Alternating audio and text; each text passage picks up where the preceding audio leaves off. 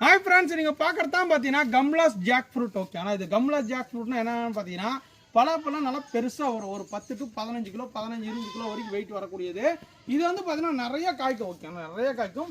But வந்து பார்த்தீங்கன்னா கம்மு இருக்காது. ஏன்னா பார்த்தீங்கன்னா பசை இல்லாத பலாப்பழம்னு சொல்லலாம். ஏன்னா பார்த்தீங்கன்னா உரிச்சமாக ஈஸியாக சாப்பிட்டு போயிடலாம். டேஸ்ட் வந்து சூப்பராக இருக்கும். ஓகே, டேஸ்ட்லாம் குறையவே சொல்ல முடியாதுங்க.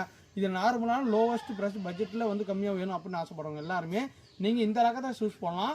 ஏன்னா ஃபாஸ்ட்டாக க்ரோத் ஆகும். கிட்டத்தட்ட 3 இயர்ஸில் வந்து பார்த்தீங்கன்னா ஈல்டிங் ஸ்டார்ட் ஆகிடும். நீங்கள் பிளான்டேஷன் பண்ணதுலேருந்து பார்த்தீங்கன்னா 3வது வருஷம் 3rd இயர் வந்து பார்த்தீங்கன்னா ஈல்டிங் ஸ்டார்ட் ஆகிடும். இது எல்லாமே கமர்ஷியலாக பண்ணலாமான்னு கேட்டிங்கன்னா தாராளமாக கமர்ஷியல் பண்ணுறவங்க பண்ணுறாங்க நிறைய பேர். ஓகேங்களா, இது எல்லாமே பாருங்கள் பிளான்ட் ஹைட் இருக்குது.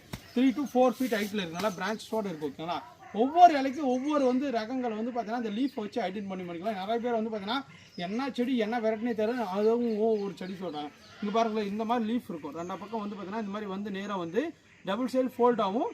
இது லீஃப் எல்லாமே இந்த மாதிரி இருக்கும். ஓகே, ஆனால் பாருங்கள் இந்த மாதிரி ஓவல் ஷேப்பில் இருக்குது. எல்லாமே கம்லெஸ் தாங்க பாருங்கள். ஏன்னா ஒவ்வொரு ரகத்துக்கும் ஒவ்வொரு பலா வந்து இலைகள் வித்தியாசமாகவும் நாங்கள் ஈஸியாக ஐடென்ட் பண்ணிக்கலாம். பலாலே நம்மகிட்ட பொறுத்த வரைக்கும் பார்த்தீங்கன்னா ஒரு 25 வெரைட்டிஸ் இருக்குது. வேணும் மக்களுக்கும் வாட்ஸ்அப்பில் வந்து தொடர்பு பண்ணி புக் பண்ணிக்கலாம். மறக்காம பேஜை ஃபாலோ பண்ணிக்கோங்க.